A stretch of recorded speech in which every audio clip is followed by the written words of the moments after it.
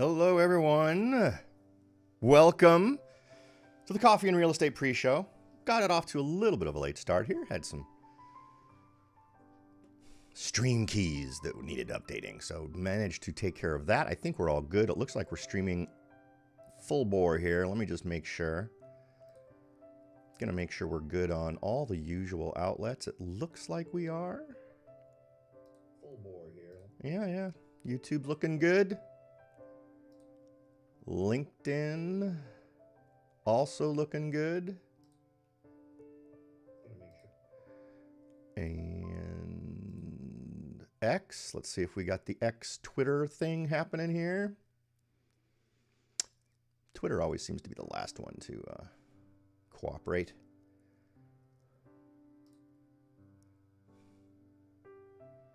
Looks like we're going. Yeah.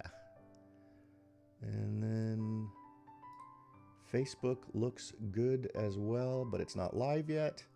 So we'll go live with YouTube or with Facebook right now. So everybody's in on the conversation. All right. So we are live across the board. So I want to start by thanking everybody for coming in today. We've got some interesting things to talk about. We can talk about anything, obviously, in the pre-show. This is an opportunity to talk about whatever might float your boat. I know I did I tweeted out earlier in the week that if you're in the market for a truck, you're probably right at the point where good things are happening for buyers. So the market used to be insane, where people were paying, $10,000, $15,000, $20,000 over MSRP on trucks, to the point where trucks were costing over $100,000. Man, has that market changed. So if you're someone who's kind of keeping an eye, I have a cousin who, given whatever time he needs a car or something needs to happen, he always looks at the least bought thing and then goes and buys one. And boy, I tell you, right now there's a huge market of cars that are going to be much more affordable than they were a year ago. So if you're in the market, now's a good time. Dealerships are still holding out hope in a lot of ways that they can not reduce their prices, but stuff is just accumulating on lots. So I'm in the market. I need to get a 4x4. I'm finding myself showing enough undeveloped property that I need a 4x4. I made the mistake. This has been a while ago. So for some of you who kind of interact with me and have been following me for a while, you know that I sold a lot here in Morgan Hill. I don't even know when did that close? Like January or February? And as a result of that, it drew a lot of buyers to me who were interested in undeveloped land. So I ended up showing an awful lot of stuff. And over the years, I've done probably more than average of showing undeveloped land to people, or had people calling me about undeveloped land. But it's never been enough it's never been enough really undeveloped land that I ever had to worry about having a 4x4. But boy, in 2023 and the first chunk of 2024, I got my puny little Ford sedan stuck in the dirt a couple of times, and the bottom line is I need to get one so that I can make it an easier process. So we'll see how that goes. In other news, I am going to be doing an open house today. I normally don't promo those on this, which probably isn't smart, but it's a great place. It's right here in Morgan Hill in Jackson Oaks. I've got a link to it. If you're watching on Facebook, there's a link to it. I will put the link to sort of a detail page for it in the chat so everybody can kind of check it out. It's going to start at 12 and end at 4.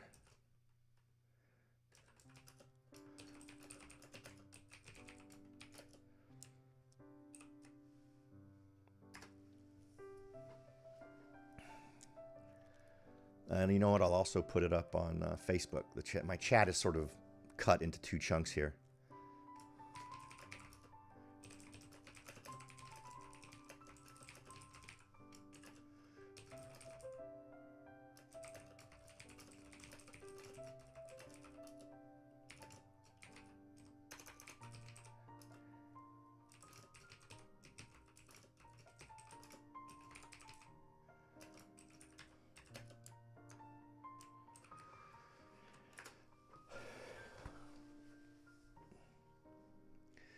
So it's in Jackson Oaks, which is one of my favorite communities. It's actually right across the way from where I live. I'm in Holiday Lake Estates, and then there's Dunn Avenue, and then on the other side of the street is Jackson Oaks. But it's one of those communities I really like in Morgan Hill. There's a few, right? There are some super crazy high prestige neighborhoods, the gated community type places, and those are all fine. But I really love the more rural feel of Jackson Oaks and Holiday Lake Estates. You feel like you're in the mountains, but you're 5 or 10 minutes away from everything, right? Whether it's Safeway or Starbucks or whatever floats your boat, or Pete's Coffee, whatever, it's all right here. So it's a pretty awesome mix for me, and I've always kind of been that way. Let's see here, and probably sometime during the show I'll show off the detail page for the property for folks who might be interested, and just come on by and say hi if you just want to chat about all things Morgan Hill and real estate, or Santa Clara County and real estate. I'll obviously be in there helping people view the property. I thought about doing a live stream during the open house, but they've been so busy that it would have been kind of counterproductive. I brought the gear to do it, but then I had so many people coming in, and it would have just been just sort of you hanging out without me being able to talk to you very much. So I kind of nixed that idea. If today is anything like last weekend, it will be ridiculously busy. So we'll see how all that stuff pans out. All right, we're only about 7 minutes away from kicking off the show officially. I hope you've all brought your favorite brew of coffee today. I have no coffee, so I feel like I'm dropping the ball in the world of coffee and real estate. I have no coffee. I'm not sure how that happened. It's been a super busy morning. I always like to do a little prep work, particularly when I'm going to do an open house, but I had some other things I had to take care of and some data I had to send off to clients. And so literally as I was just about to go live, how long ago was this? Like literally? Yeah. I've gotten a text from an agent indicating that they're going to submit an offer actually on the house I have that I'm holding open today. So if it is something that interests you, if you like the idea of living in Jackson Oaks in Morgan Hill, then come visit me today, because it may be off the market relatively soon. If statistics kind of hold, and I'm a big data cruncher guy when it comes to effectiveness relating to real estate, and number of views you get online versus and the ratio of those to the number of properties that times it gets saved off and liked and those types of things versus the number of live inquiries I get from agents and buyers, etc. This particular property has been pretty stunning in terms of being much higher in the amount of interest that's been generated in terms of people looking at it. However, given that, I would have, and I think this is an interesting testament to where the most activity is in price ranges, right? Because this home is listed at $1,699,000, so basically $1.7 million, which if you look at comparables is exceptionally well priced for a buyer, because these properties like this have been going for a little more, but we intentionally wanted to sort of aggressively price it. Las Vegas, we got C-Dub 619 in Las Vegas. Look, it looks like you're on YouTube watching. Welcome to it. I've got a couple of listeners I know of that listen to the podcast from Las Vegas, who way back in the olden days were buying properties they were buying it for the HOA liens and then gaining ownership of those properties. You wouldn't happen to be one of those guys, would you? Or are you a new arrival here at the world of coffee and real estate realities? I haven't looked at Vegas numbers in a while. I've heard that it's dropped, kind of anecdotally, but I haven't done any number crunching myself. It'd be interesting to get an update on, because Vegas is one of my canary in the coal mine kind of markets, where if something goes nuts there, I tend to wonder if we're going to see things happening elsewhere that's a little bit nuts. Oh, wow. Okay. So for a while, that's great. So the podcast has been around since 2007. And when I say that now, it kind of shocks me that I've been doing it that long. But I don't know how long I've been doing coffee and real estate. I'll say to myself I've been doing it for 2 years, and then I'll go and look when the first show was, and it was like 5 years ago. So, but anyway.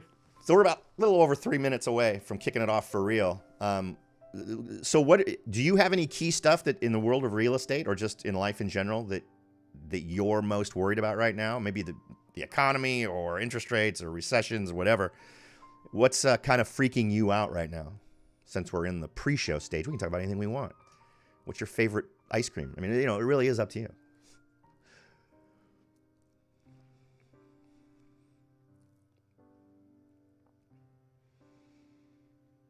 As I look at the numbers here, everything's looking good on the stream.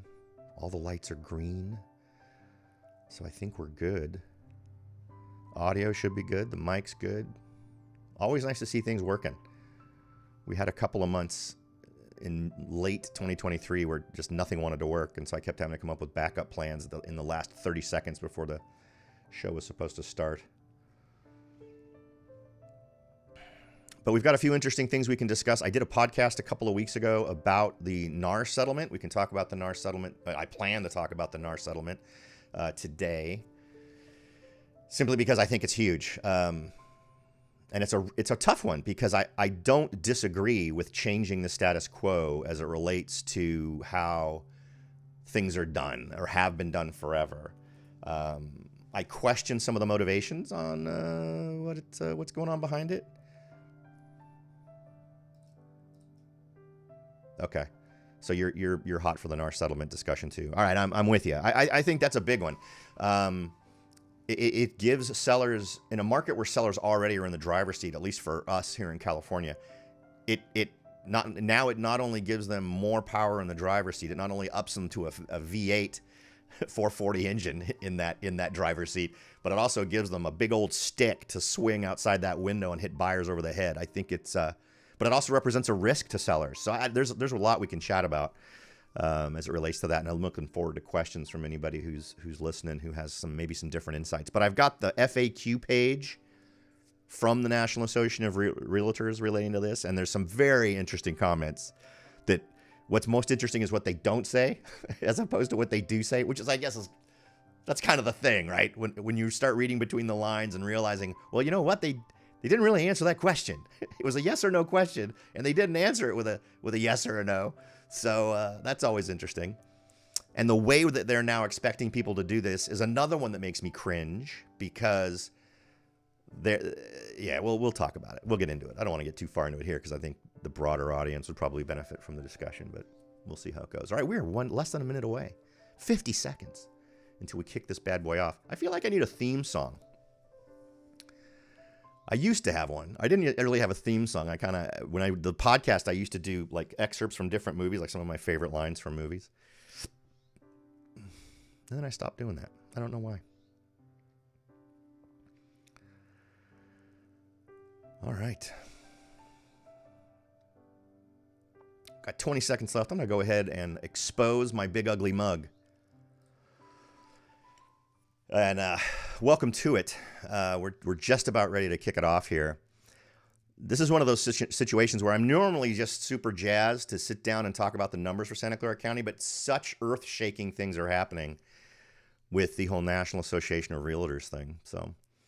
And here we go. We've kicked it over. It is now 10 a.m. on Sunday, April 21st. I appreciate those of you showing up, and I wouldn't mind hearing from folks who watch today's show.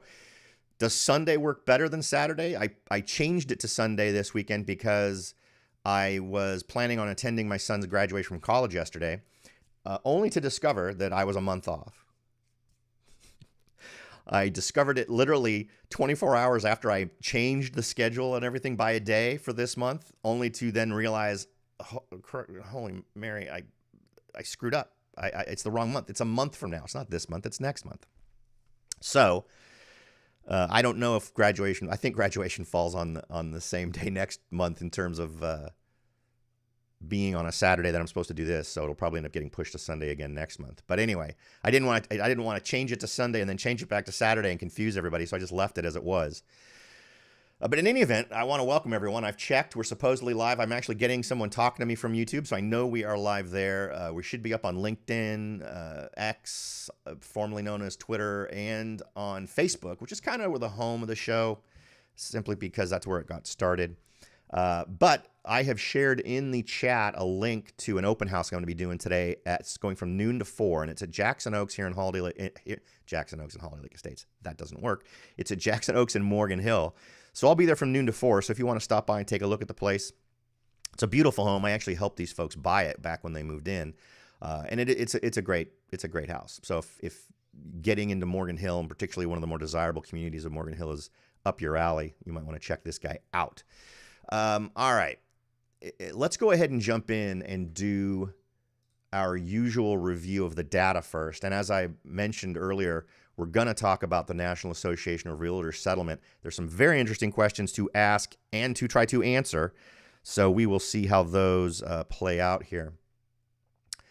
Now, first, what we're going to do is, again, cover the data. And as we always do, this is going to be a scenario where we're looking at going from very large areas, so sort of a 10,000-foot view. And I'm going to get my ugly mug out of the way because I'm blocking numbers. There we go. All right.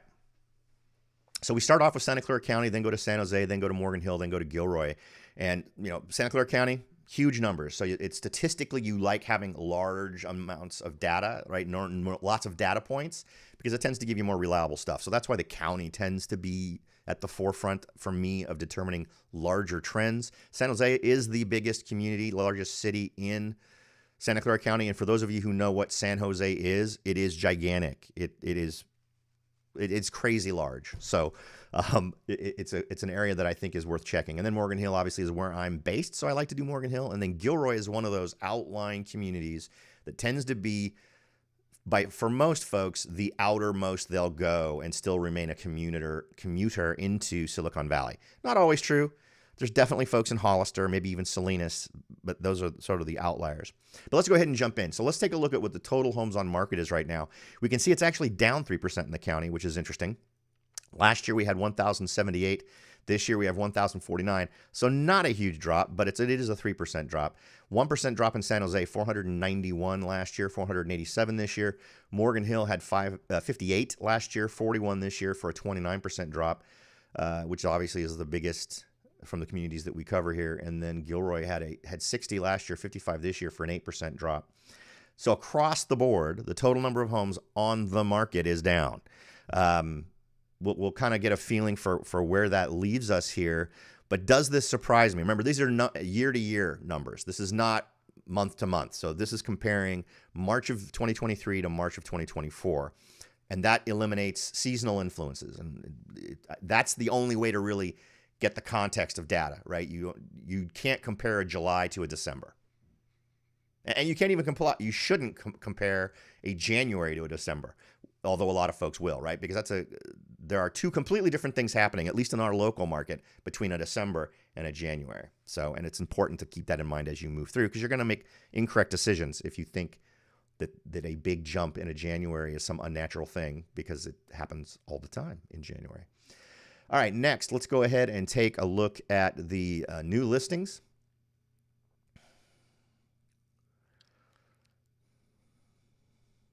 Well, the percentages came up. Where's the rest? There we go. Now, this is the total number of homes that were put onto the market. And I want you to keep in mind, as we're looking at this one, what happened in the last one. Now, the number of homes on the market was down in March compared to the same time last year.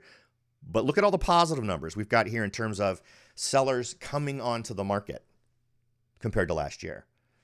And this is going to be sort of the discussion that we evolve into, which unfortunately is the same bell I always keep ringing, which is the supply and demand bell. So as long as supply does not meet demand, you will constantly see numbers like this, where we get more homes coming on the market, but we still have fewer homes available because they're selling so quickly, right? We have far more buyers interested in buying than we do sellers interested in selling, for the most part. Now, in Santa Clara County, this number's insane. It's a 27% jump, right? 1,189 last year, 1,507 this year. San Jose's up 20%, 616 last year, 738 this year. Morgan Hill's up 2%, which for me is a wash, right? It's technically an increase, but at such a low sample size, the difference between 52 and 53, while numerically it's 2%, in terms of margin of error because of the small sample size, it's a wash. It's basically the same as last year. And keep in mind, that is not awesome for buyers simply because buyer demand is still way up there, but that we're not seeing the number of homes in Morgan Hill coming on the market to meet that demand. Gilroy is up 38%. So 37 homes last year, 51 homes this year. And we're going to see some other interesting numbers in Gilroy as we move through these because, again, Gilroy kind of like deviates from the rest of our markets that we look at and continues to be, I think, a great market for folks who are looking for the best bang for the buck for their money. If they don't want to lower the size and amenities of the home they're looking for, but because of interest rates, their budget goes down, right? They can still get closer to what they're looking for something in their budget in a place like Gilroy. All right, next, total number of homes sold. Again, we're comparing March of 2023 to March of 2024 here. In Santa Clara County, very much on par. Not a huge change in the total number of homes sold. So 923 sold last year, 937 this year for a 2% increase, 3% increase in San Jose, 481 last year, 497 this year, 16% drop in Morgan Hill, 37 homes last year, 31 homes this year. And in Gilroy, it's a 23% drop, 35 last year, 27 this year. And that's actually an interesting number. If for those of you who watch this on a pretty regular basis, you know that Gilroy has actually been doing pretty well in terms of getting homes sold. So it's interesting to see that as we are heading into the hotter market, right? So March and April and May, there's a ramp up from March all the way to May and June, with statistically the end of May, beginning of June being the peak. Now, a lot of real estate agents will tell you, and real estate analysts will say, June's the peak month. That's when you're getting the most money for your house. It's not. And if you understand how data works, it's not. May is the month. Why? Because the sold homes numbers from June do not reflect a home that sold in June, right? We all know that escrows take at least 30 days on average, right? It's actually closer to 40. But that means that the offer that sold that home at that higher price came in the previous month, not in the month of June. So if you want to list your home and get the most, and I see this all the time.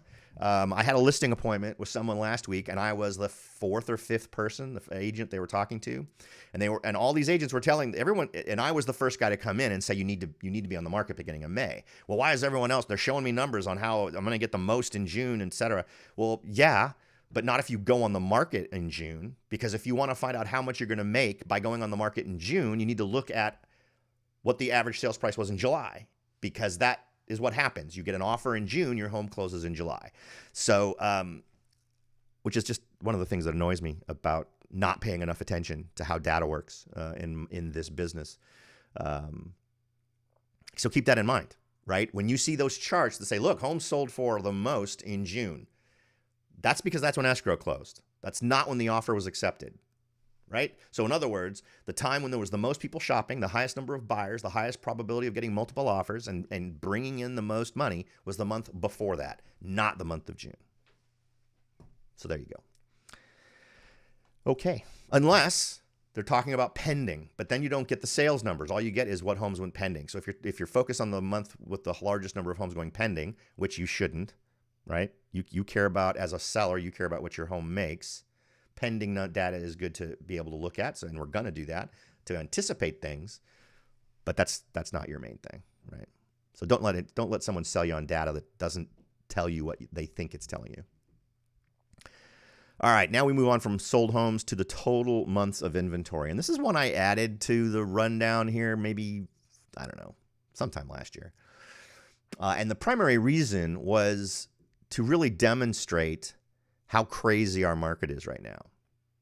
Now, on average, the total months of inventory considered to be balanced, right? A balanced market between buyers and sellers is considered 4.5 to 5.5 months of inventory. And what that means is, if you take the total number of homes on the market and you take the total number of homes sold in a single month and you freeze it, and you assume that the same number of homes are going to sell every month after that, how long would it take to sell off the inventory from that single month, right?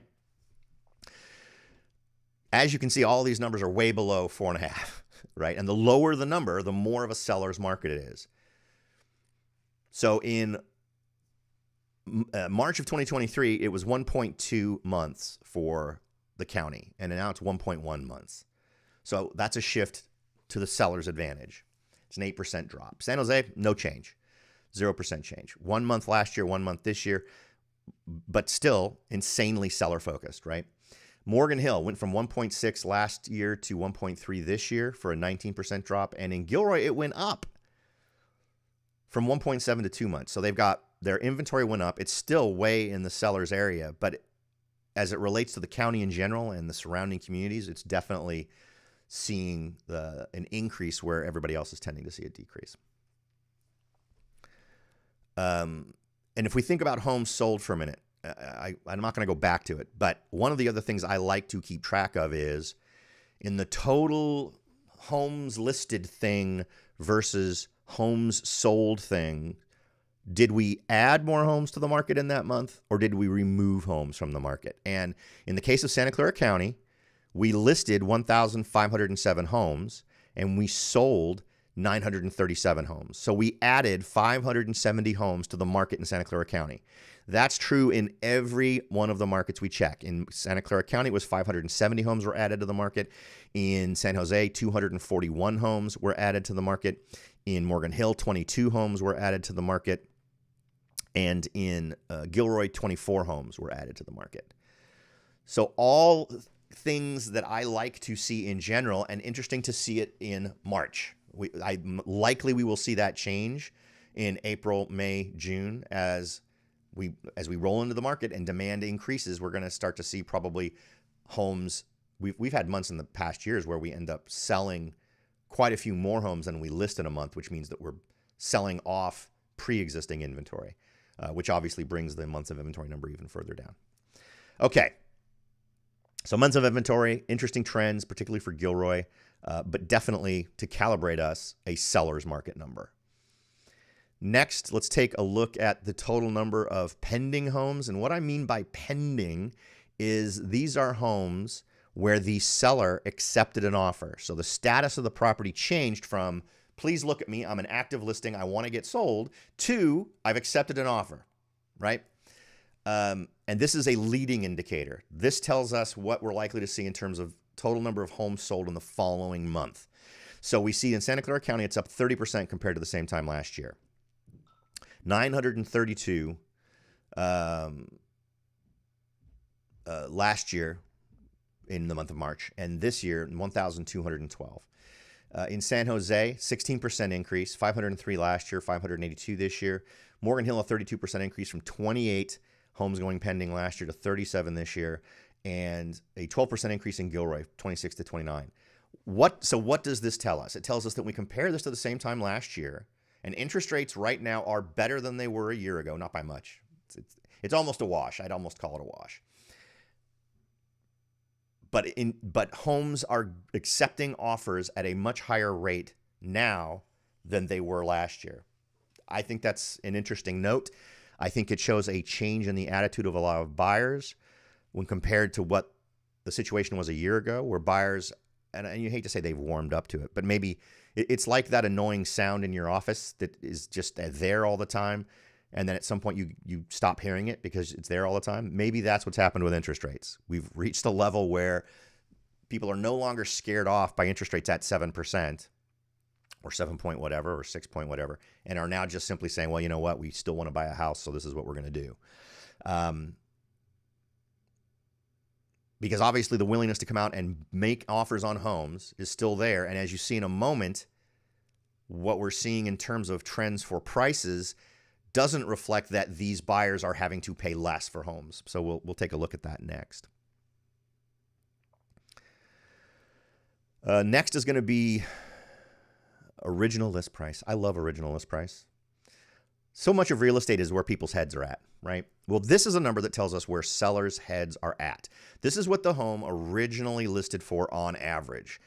So when a real estate agent was sitting in the living room with a seller and they were all agreeing, based on numbers, hopefully, right? Hopefully these real estate agents brought in comparables and was sort of calibrating the seller to what they thought the home could sell for, what the market value of the home was. This is the number they picked. This is the first number that got entered into the MLS when it was listed. This doesn't include any price reductions that may have happened after it was listed or price increases, because believe it or not, we do get price increases in this market. But this is where it was. And so think of this as the expectations number. When a seller was looking at what homes prices have done over the last year, this was their expectation. Was it higher or lower? Some of this also reflects the idea that there will simply be more activity at different price points. So if you don't get any homes that list over $2 million in certain smaller communities like Morgan Hill, that's going to have a big impact, particularly if over the past few months, higher priced homes have been listing. Because one reality is when interest rates are higher, you tend to get less activity at higher price ranges. And there tends to be a interesting line in the sand where once you get higher than a certain amount, that market tends to get hit more hard than other areas. Absolutely true in Morgan Hill. The price band here seems to be about 1.3, 1.4. And once you get above that, things start to go a little wonky. But anyway, and Morgan Hill has seen a dramatic change, right? We'll get to that in a second. So overall in Santa Clara County, expectations on the part of sellers is that their home is worth 2.9% more than it was a year ago. Now remember, these are expectations. This isn't what homes are selling for. So last year is $1,860,000. This year it's $1,914,000. San Jose down 1.7% on average. The average price of a home in San Jose went down from $1,454,000 to $1,429,000. In Morgan Hill, it went from $1,665,000 to $1,444,000. And remember, we're talking about original list price. There are definitely homes in Morgan Hill that have been priced at the above $2 million range that will skew this number higher or lower, but we didn't see that in March. We tended to see homes at the lower price point being listed. In Gilroy, it was an increase of 4.5%, $1,184,000 versus $1,238,000. So definitely some area. I mean, and the number I like to focus on if we're trying to suss out the overall mindset, let's stick with the county. So in general, sellers think that their homes are worth about 3% more than a year ago. The perception is my home is worth more now than it was a year ago. At least we can make that distinction, yeah? So if that's true, let's compare that to what happened with average sales prices. Now, as you can see, the one trend on this one is that in every single market, homes sold for more than they did a year ago, to the tune of over 10% in every case, right? Which again is kind of nuts, particularly when you consider it's 11% for the county. And remember, this is the largest sample size. So this is giving us numbers that we can rely on a little bit more than smaller areas. Last year, the average sales price in Santa Clara County was $1,725,000. This year, $1,916,000. We are inching close to the $2 million average price range. And we've been there before in Santa Clara County, but it's been a while. But here we are again. San Jose, 10% increase from the same time last year, $1,376,000. This year, $1,514,000. Morgan Hill up 15.5%.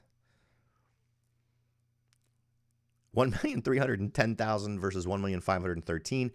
And Gilroy up 13.3%, $1,188,000 last year, $1,347,000 this year. And again, so let's again keep in mind expectations versus reality, right? So we know what the expectation was in that month. How much above or below expectations did homes sell for? Well, in Santa Clara County overall, your home sold for about $1,598 above what you expected. Not a huge chunk, but you could buy yourself a decent couch, I guess. $1,598. The number just grows from there. In San Jose, on average, expectations on the part of sellers were exceeded to the tune of $84,284. In Morgan Hill, again, sellers' expectations were beaten by $69,004. And in Gilroy, the biggest number, $109,409 above what expectations were in Gilroy. So what do all these numbers tell? And we're gonna see here in a second. The next number is an interesting number, which is average, percent over or under asking price, because that's where we start to get calibrated. We now see homes are selling for more than they were a year ago. They're beating seller expectations, right? Now, before we were trying to figure out the psychology for sellers. Now, let's try to figure out the psychology for buyers a little bit. And we do that by seeing what the percent over or under asking price was. This is based not on what the original list price was, but what the price was at the time the offer was made. So let's say you have $1 million house that's originally listed for $1 million.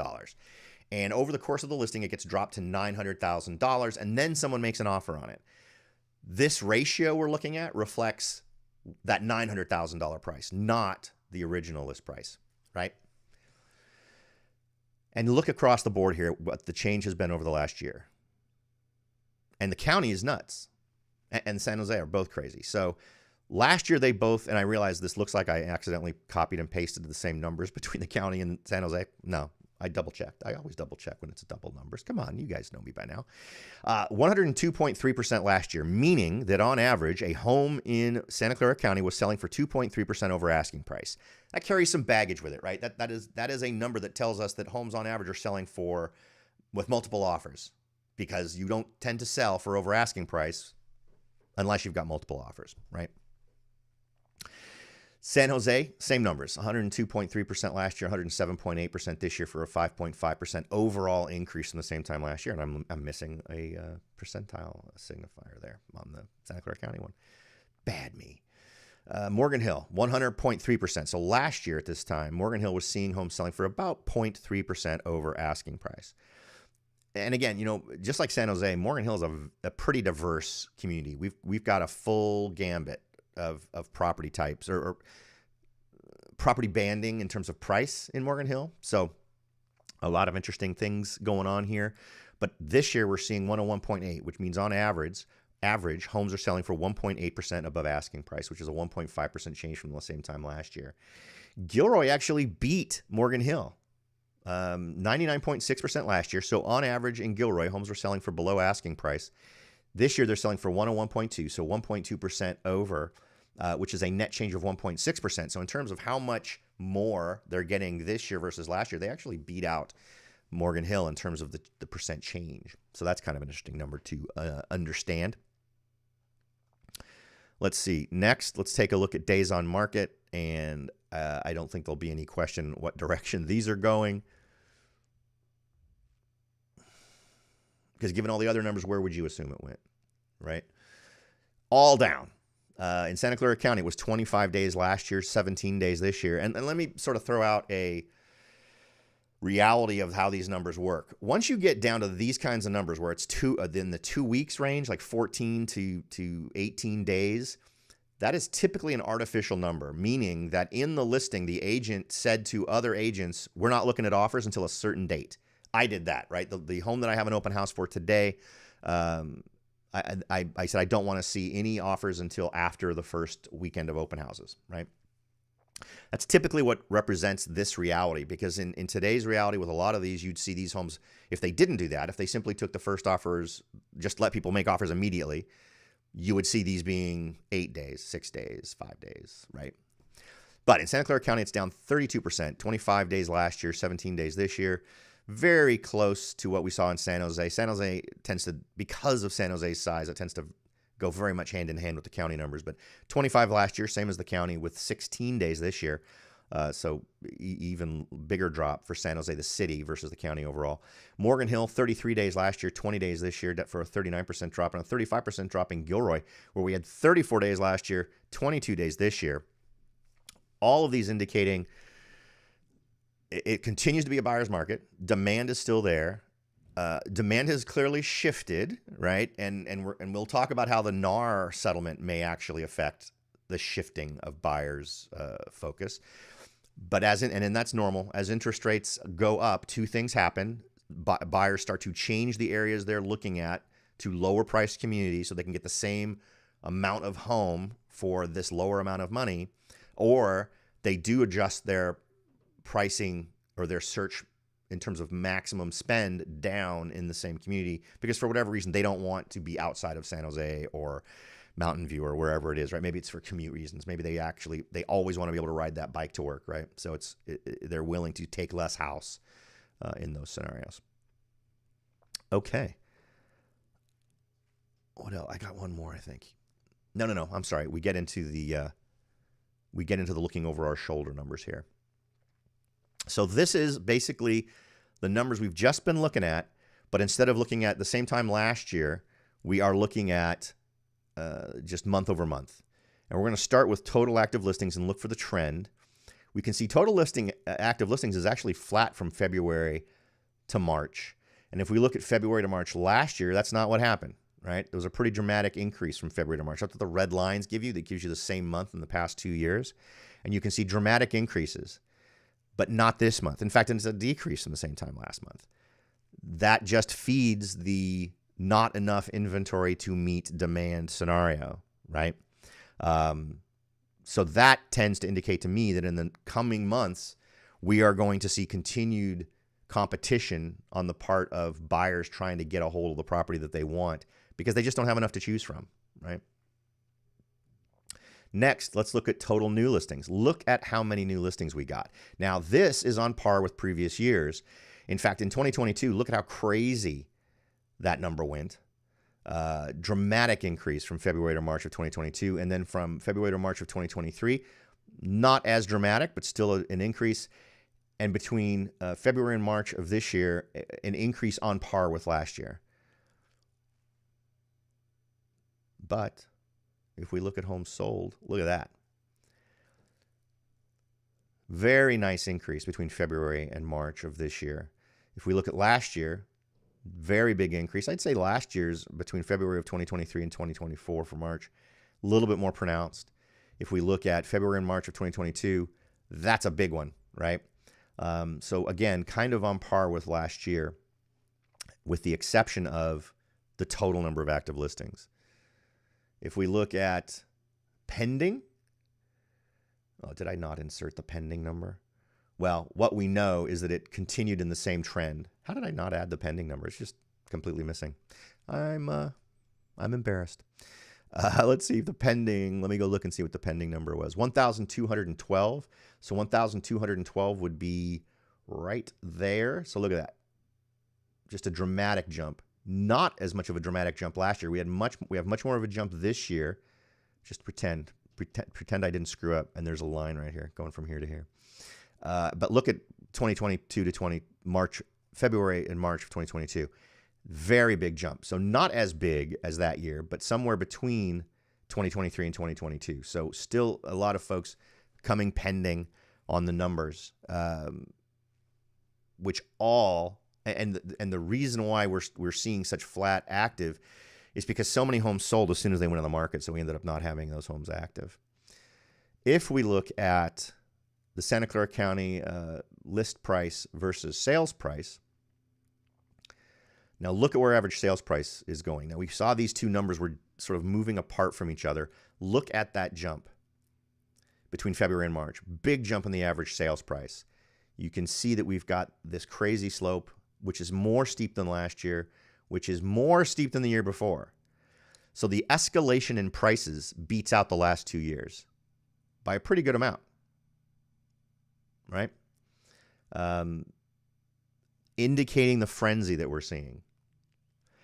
And the same rule that's always, so if you're a seller out there, what is it that really, and maybe if you're a seller who's been on the market for a little while, because remember, in any market, you're still going to get folks that don't sell their home immediately, right? It's a market. There's hundreds, dozens, or thousands of homes, depending on how big of a scope of the market you're looking at.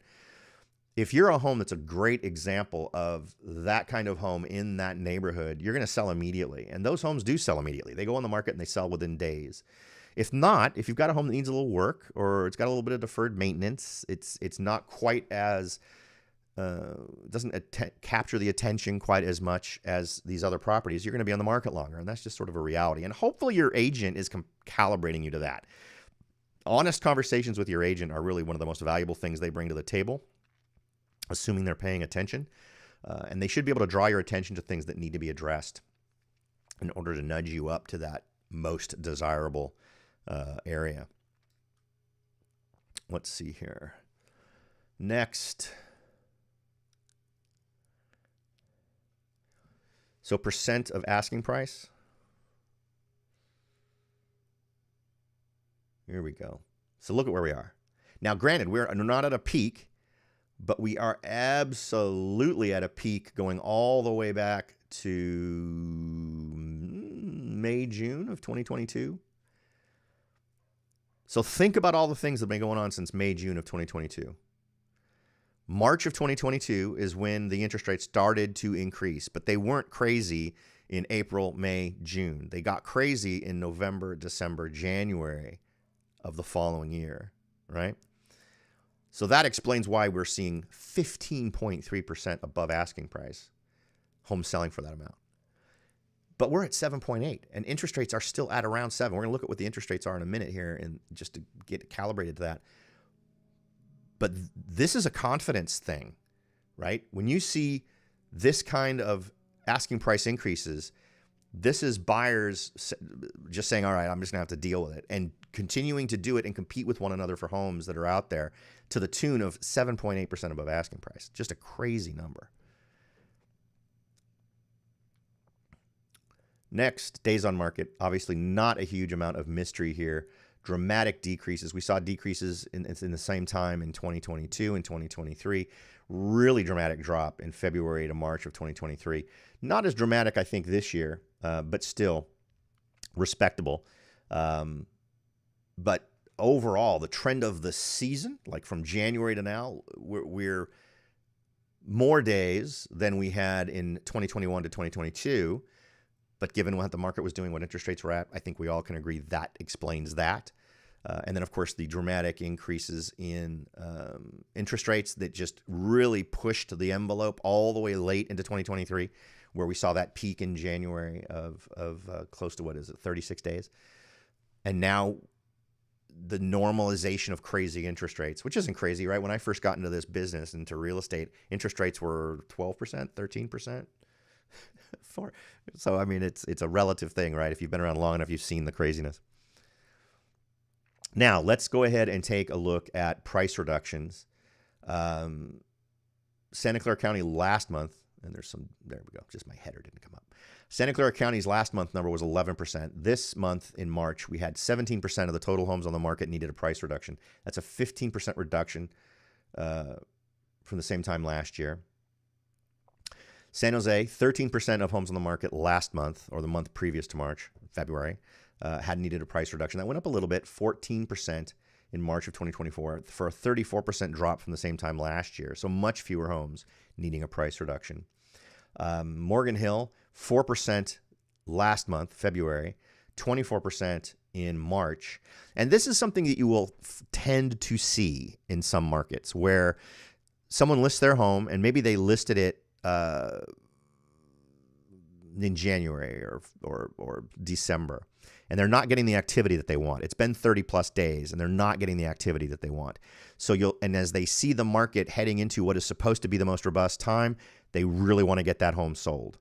And that's reflective. I often will see an increase in March and April of homes that see price reductions because some folks just price their home way out of whack for what the market would support.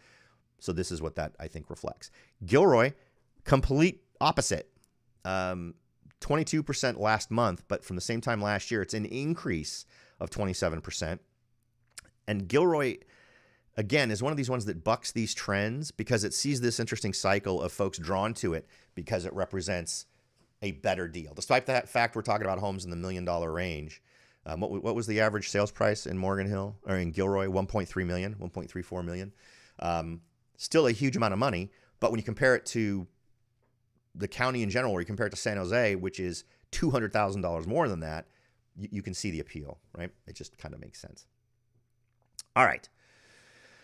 So now, in relation to this, right? So one of the things we can talk about is something that's happened to me personally. Is I have had a investment property on the island of Oahu in Hawaii for a long time. I've talked about it in the podcast. I've used it as sort of a real world example to share insights with folks, things I've learned having done it, because it was actually the first vacation rental that I did. I've had month-to-month rentals before, and this was the first time I did particularly at a distance, that I did a vacation rental and just sold it. Escrow just closed Thursday, I think. Wednesday. I think it was Wednesday. And the reason is simply because there is so much hostility on the part of local and county governments in Oahu, in Hawaii in general, Oahu particularly. And a lot of that has to do with the hotel lobby, right? Having a lot of influence there. But they started off with wanting to restrict vacation rentals and saying you had to have a special number, you had to be in a special area. Well, now that state is looking at completely banning vacation rentals altogether. So why do I share this? Because if you're someone who's looking at doing the vacation rental thing, you need to consider what is the attitude of local government to landlords who are doing vacation rentals. And it also increases what I think is attention that you should spend on backup plans. Now, in my case, I found a window of opportunity where I could sell it for a good price and walk away and take that money and put it into another investment. So I'm hot on the search for another investment property in different areas. And one of the things I'm absolutely looking at is how anti-property rights are these different places. How much lip service and actual action has been spent attacking property rights in restricting vacation rentals, those types of things, or short-term rentals, because that's going to be a huge thing for you. The other thing this brought home, this was also the first investment property that I bought that had an HOA. I am not an HOA fan. I live in a community with an HOA. I love Holiday Lake Estates, but I am not a fan of HOAs. It tends to be dominated by just people who have way too much time on their hands, who are, and for those of you who are podcast listeners, you know it's the if only people. Right? If only people did things the way I want them to do things, everything would be so much better, right? Instead of saying, I respect your property rights to do whatever you want on your property, have at it. It's, you know what? You really shouldn't be allowed to paint your house that color, or you really should be required to take your trash cans in within 24 hours of the trash being picked up. Who has the time to make that a thing that they're going to worry about? And I may be talking to some people who really wish that they could tell their neighbors how to run their house. And if so, maybe we should have an adult beverage and chat about it sometime. But I usually won't buy. But this was one of those things in Hawaii where it fit some of the other things I've talked about. If you're going to do vacation rentals, or you're going to do a rental in a place that is a destination, figure out why people go there and make sure your property checks those boxes. So let's say a good example is a client I talked to who really loves golf and wanted to have this property where he could go and golf regularly, but in the meantime, have it pay for itself through being a vacation rental. And he was looking in places like Austin and a few other places. So you get, if that's your thing, get a place that is super on whatever major golf course is desirable and do your thing there. And odds are you're going to end up having an HOA involved in something like that, and you're going to have other fees, and there's usually membership things and all this other kind of stuff. But understand the nature of your destination. If you are going to do an investment property in Galveston, Texas, you should have a great view of the ocean, right? That's why people are there. You just have to understand what it is. If it's in Tahoe, you should have great access to the ski lifts, right? Or to the lake or whatever. But just make sure that you're keeping that stuff in mind. So in the spirit of that, I did finally go ahead and sell it. Not an easy thing for me. I've owned it for a long time. My twins had their 5th birthday there. I mean, I had a lot of emotional baggage invested in that one, but it just came down to there's only so much stupid that I'm willing to deal with and try to work around. So anyway, but that's hopefully there's some valuable information there for you. If you want to chat more about that kind of stuff, come visit me at the open house today, and we can chat about it. And I just realized I still have that stupid data page up. All right. So now let's carry on the conversation. We've got about 20 minutes left. I have to end it at 11 because of what I'm going to be up to here. But let's go ahead and first we'll do the plug, right? I apologize, but you got to plug what you got to plug. So this is my website.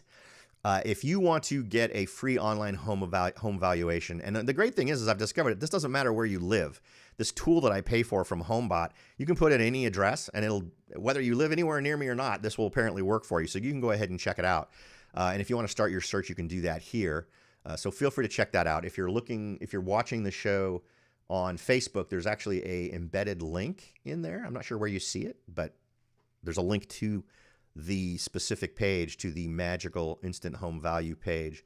And the reason why I think this is a great tool, and the reason why I'm not going to suggest that this is something you have to do to become another potential client of mine, This also gives you a ton of other tools.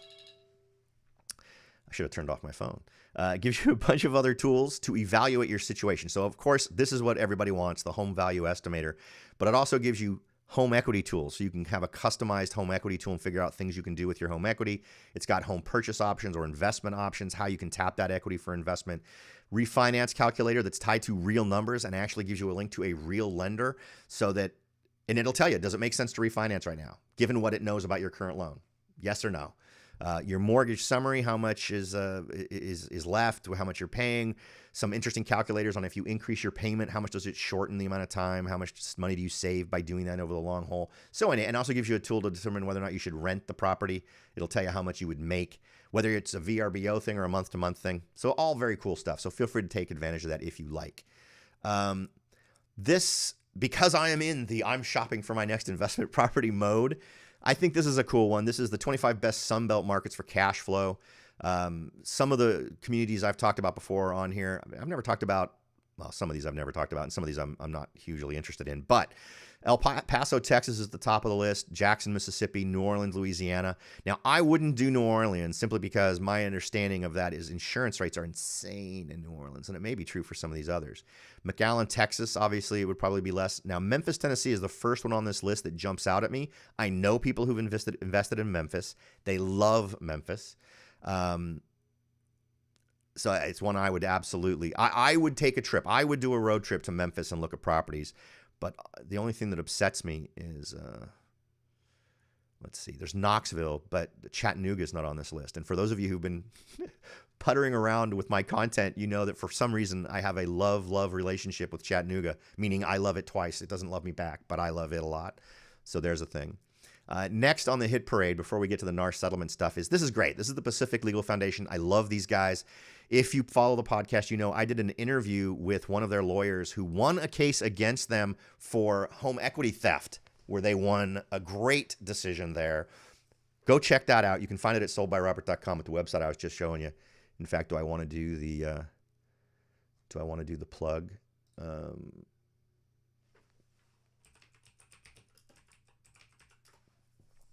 That should show up, right? There you go. So home equity theft interview with Christina Martin from July of last year. I loved this interview. Christina's out there making it happen. So she's out there fighting for our property rights. So go and check that one out. I think it was awesome. Maybe I'm skewed because it was me.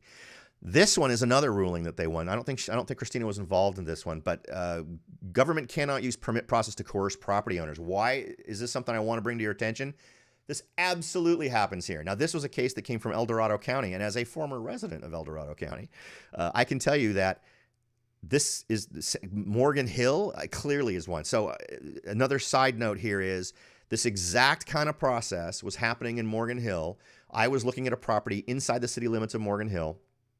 And in order to, before you could do anything, before you could start working on the foundation, before you could do one thing that had anything to do with building your house on your undeveloped land, they had this long list of improvements that you were supposed to make that clearly shouldn't be stuff you have to do. Now, keep in mind, this wasn't a lot that was way out in the boonies and had undeveloped stuff. This was inside the city limits. There was already a sidewalk. All of the normal city stuff was there, but the city wanted you to pay for improving the sidewalk, improving the street, doing all of these other things that had nothing to do with the lot itself, to the tune of $130,000.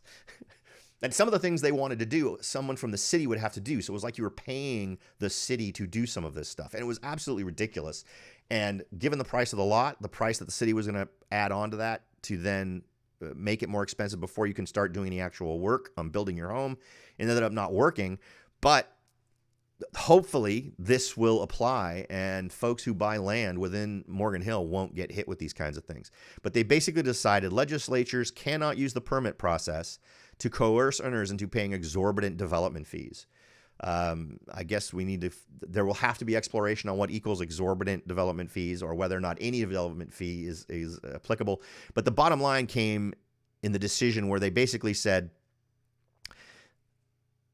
you have to show why this should be something that the owner has to pay. What's the impact? Because it was some sort of goofy impact thing here. And here's sort of the Justice Barrett had in her opinion, quote, in sum, there is no basis for affording property rights property rights less protection in the hands of legislators and administrators, the takings clause applies equally to both, which means that it prohibits legislatures and agencies alike from imposing unconstitutional conditions on land use permits. So that's a great decision. I'm all for personal property rights being supported. So there you go.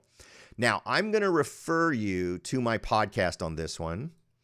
And here it is. So this is May 2nd. So no. I'm sorry. This was me just riffing on it. The other one I wanted to do is look at NAR.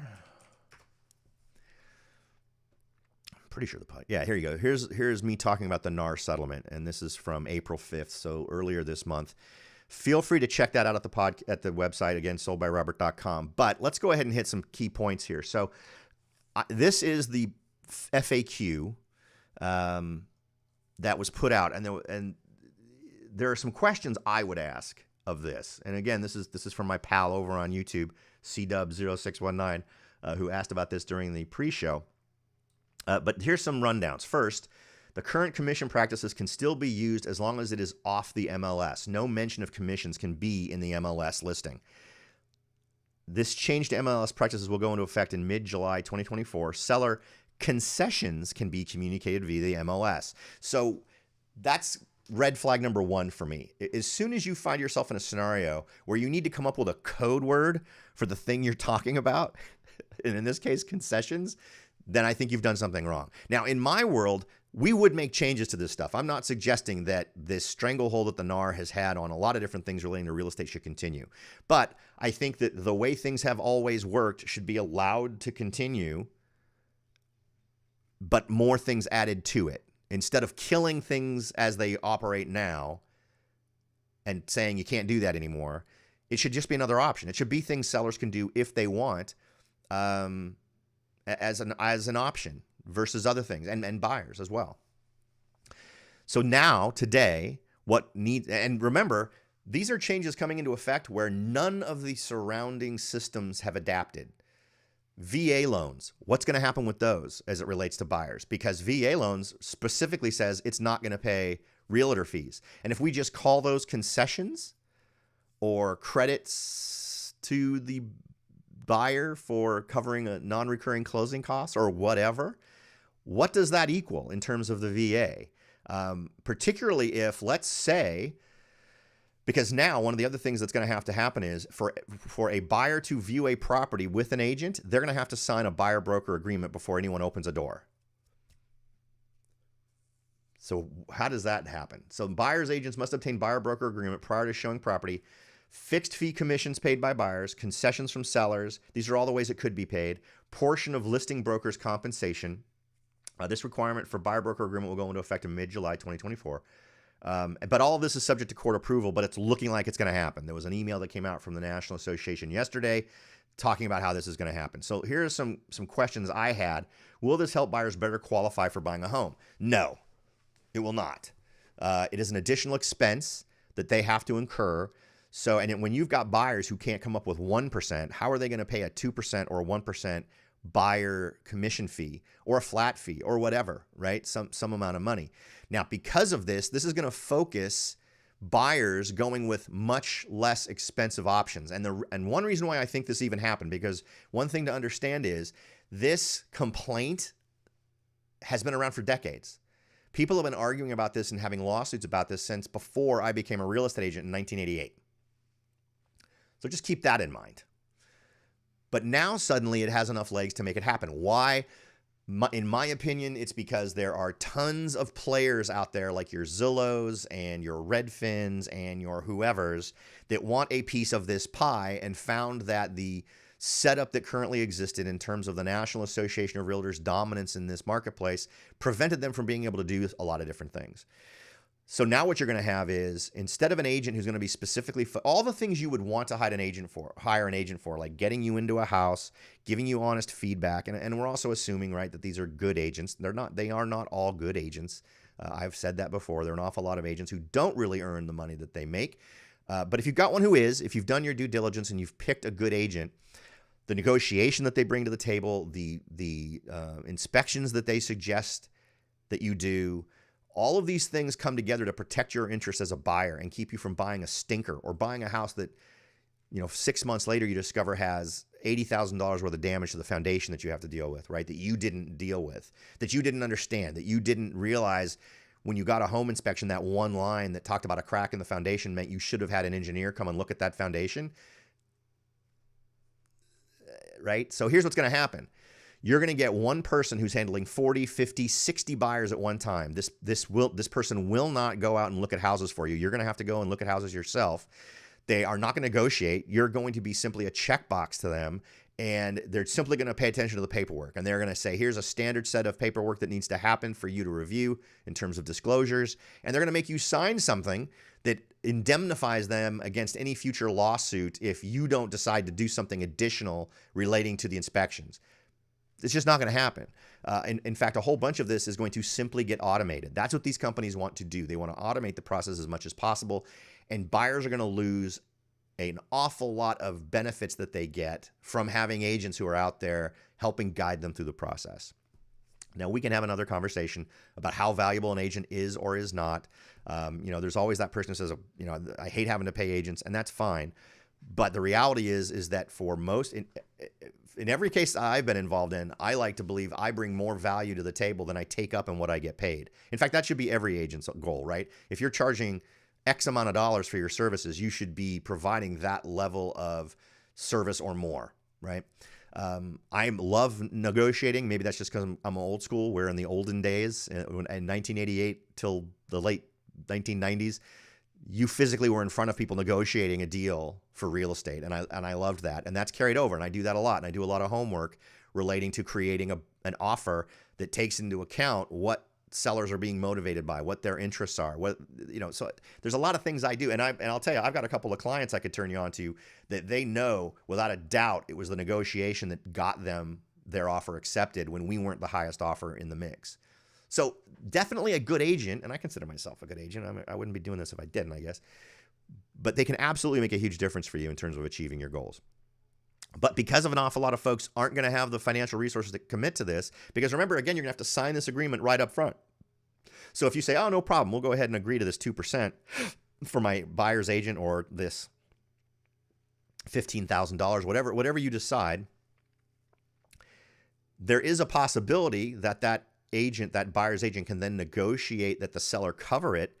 But what happens if they can't cover the whole thing? Let's say you agree to 2% for your buyer's agent. Well, and let's say the seller's only willing to kick in 1% to recurring closing costs. Well, suddenly now you have a 1% of the purchase price bill that you are on the hook for, and that may challenge your financing. Right? So these are all things that aren't going to be good for buyers in general. Will this make getting adequate advice and guidance for buyers easier or better? No. I think that the default of what we've had is at least some level of advice and guidance. I think you're going to get very checkbox, rote, automated type stuff that'll just be super general. Will this save sellers money? Yeah, you know what? The winners here are going to be sellers. To a certain degree, one way or another, that they're going to see this as an opportunity to pay less. But I would going to strongly suggest to sellers that you continue, at least at the beginning, to do things as much like it used to be done as possible. So in other words, offer a concession to the buyer's agent to pay them, because things are going to be chaos when this thing kicks in July. Real estate agents in general, in my experience, are not horribly bright, and coming up with creative ways to manage this is going to be difficult. And it's going to scare everybody. And I think you're going to find an awful lot of crazy things happening. Can this potentially cause legal problems for sellers when buyers are not represented? Because let's talk about this. Okay, item 40. So this one is huge. Item 40 on this list of, I don't even know how many there are. Does this mean buyers won't have to use a buyer broker to purchase a property? Let's read this answer, because it's not a yes or no answer. It's a yes or no question, but not a yes or no answer. As always, the consumer chooses whether to use a real estate professional. Research has confirmed that consumers find great value in the services provided by a buyer broker, and we continue to believe it is imperative for buyer brokers to clearly articulate what services and value they are providing to consumers. So what's the answer to that question? Yes. This does mean that buyers won't have to use a buyer broker to purchase a property. So what does that mean for the property that they're buying? What does that mean for the sellers? What does it mean for the seller's agent? Number one, it means I'm having you sign papers that say I'm not your agent, right? Because I'm not. And if you're choosing to represent yourself, imagine the legal system. I mean, the legal system already comes down on quote unquote professionals in various disciplines, right? Particularly real estate. So the real estate agents that are sellers agents are going to have to really double down on making it clear to this buyer they are on their own. We will provide you with the disclosures we're required to provide, but we're not going to tell you what additional disclosures you should ask for that are above and beyond what's required. We're not going to tell you what inspections you need to get. That is for your agent to decide for you or help you decide with you, or for you simply to ask for. So that's the seller's agent side. The seller's side is you open yourself up to getting sued in 6 months because this buyer is going to say, well, I didn't know anything about this. Well, you didn't do your due diligence to research it. You didn't do your due diligence to look into it. So I think that there's a super high potential that in the 6 months to a year following this change, huge increase in lawsuits.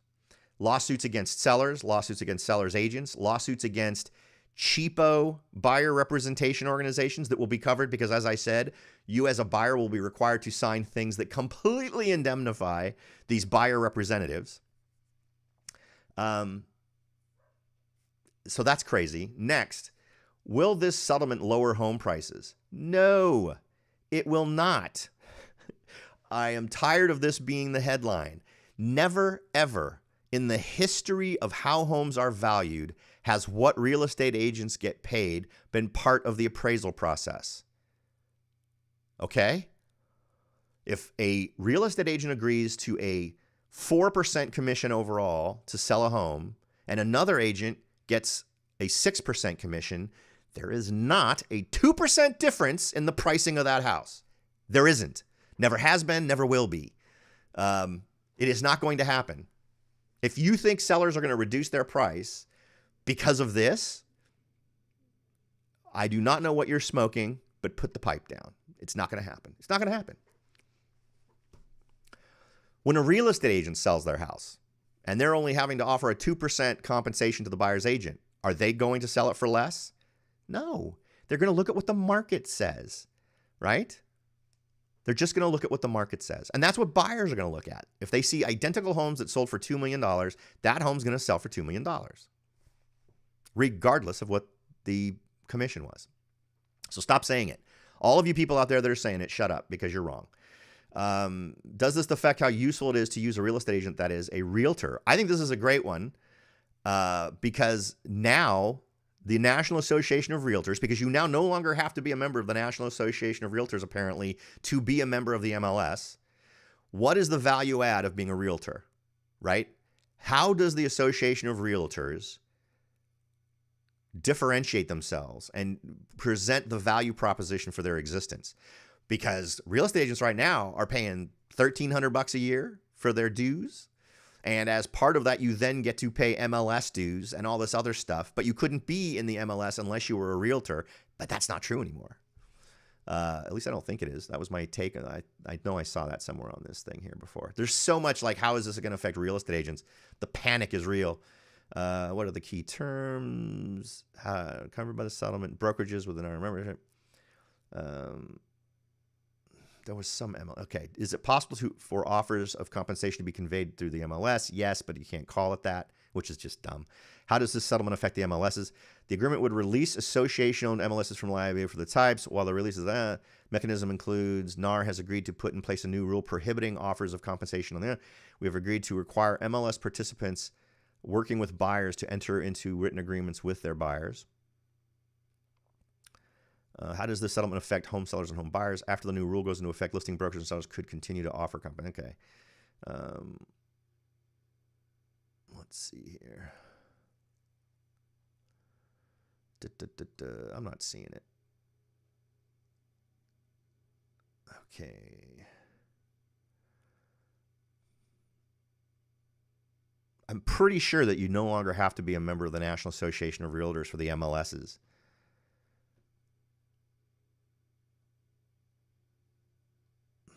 If I'm wrong, I'll change. I'll give an update.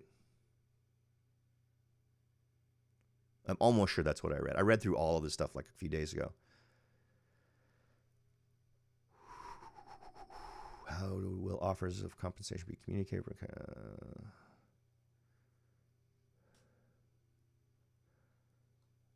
All right. Well, we're past 11 o'clock here, so let's go ahead and hit some of these other things. So this is sort of just a look at what the big changes were in the national numbers. Median listing price, 0% change. New listings up 7.2%. Active listings up 29%. No change for time on market. Mortgage rates exceed 7% for the first time this year. If we take a look at mortgage rates, we can see where they're at. Now, this is going all the way back to 2022. Let's look at 30-year. What are we looking at? 30-year fixed. And we can see we're back up here. We saw some downtime here, and then we sort of peaked over here, but we're right over 7%. And the bottom line is we're seeing an increase in the same time last month. So I'm interested to see what happens this month. But overall, I think that there's been a bit of a settling in here. And remember, we're talking about the difference between, say, a 6.97 or a 6.8 and a 7.2 to 7.4. If we look at, let's see, if we, mortgage rates, mortgage calculators, compare rates. So let's go ahead and look at this. We can see this is what the rates are if you wanted to buy right here in Morgan Hill. This is what you're seeing. 6.634, 6.735, 6.91, 7.225. So not crazy. I mean, high sixes. So, in terms of what local stuff we're seeing, but look at the fees and points. $11,000 in fees and points, 9,000 fees and points, 7,000, 8,000. Just points like I've never seen. The days of 0 points are completely gone. So that's kind of where that's at. And then here is the listing I was telling you about. If you want to come join me at noon, I'm going to be jumping in the car here in about 15, 20 minutes to go put out the signs and go sit at the house. But this is the home. This is a beautiful place. As I said, I helped them buy it, but this is going to be going on from 12 to 4 today. So feel free to come and take a look. As I said, I just got a message before we started the show today that an offer is going to be coming in on this one. And I had a couple of other folks who said, hey, if you hear an offer is going to come in, let us know, and we'll accelerate.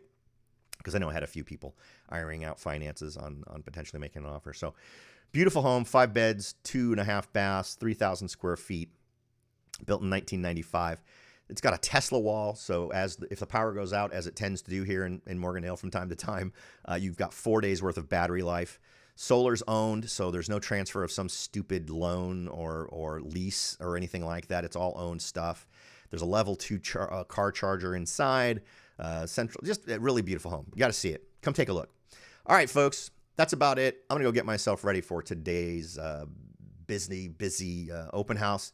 Again, if you want to come visit me, do that. I look forward to seeing you guys next time, or maybe even at the open house today, but we'll chat again in May and see what kind of numbers we saw this month, because I think it's going to be an interesting evolution from last month to this month. So I look forward to seeing you there. Have a good one. I'll talk to you.